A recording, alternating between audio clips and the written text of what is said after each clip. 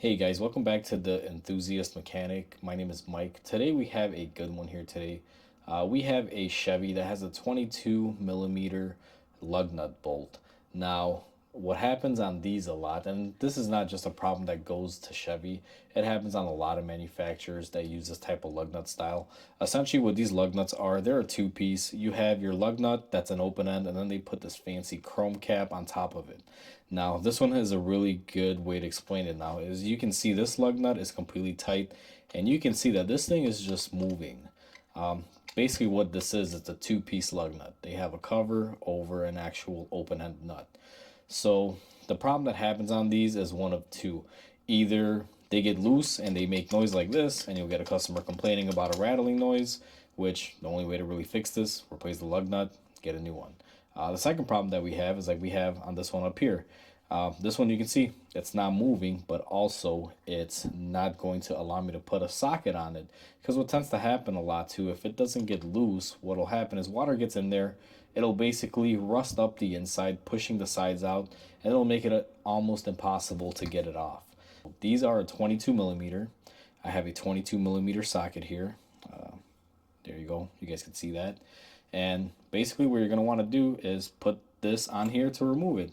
Now, I'm going to push on it and force it. If you guys can see, we are not really engaging the actual lug nut here.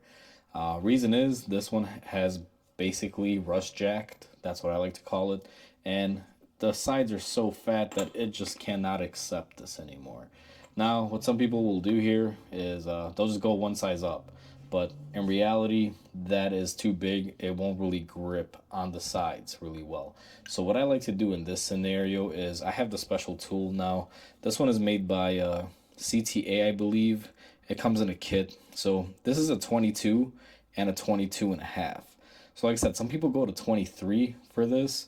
That's too big. So you only want to do it in half sizes, and they make the socket for this. So what I'm going to do now is just demonstrate too. Here's the 22. Try to put it on here. Same thing. Doesn't want to go on. So that's the 22. Now we're going to flip it around. Here is the 22 and a half. And voila. Look at that. It goes on. So we have perfect fitment. Now I'm going to try to rock it. As you guys can see, there's no movement on there because really these only rust up to about a half size. If you had a 23 on there, this thing would just kind of be like all over the place. You may be able to get it out, but like I said, you'll wind up damaging something.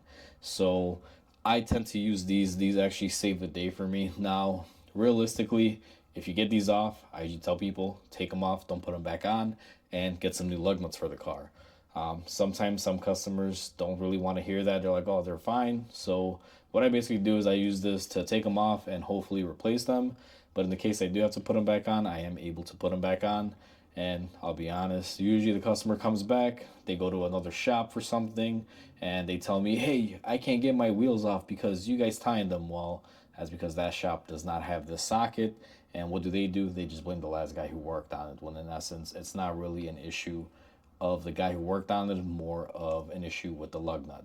But I always document this. I let my customers know. So that way I don't have a customer coming back and having an issue with me. So that wraps up this video. This is just a quick tip. Hopefully it helps some of you guys out there. I know you can find these socket kits online. Amazon is one of the places where you can find it. You just have to go on there and find it. Like I said, it's made by CTA Tools.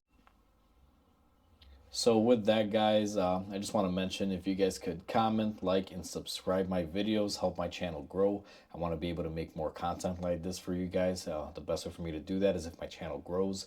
I will, have the options to do a lot more content and a lot better content than what I'm currently doing. So please help me in that way, guys. Comment, like, and subscribe. I really appreciate it. If you found my videos helpful, let me know down in the comments if there's something that you want to see or something that you haven't seen and you want me to show you guys. If I get it in the shop, normally I'll make a video of it. So until the next repair, I'll see you guys later. You guys have a great day.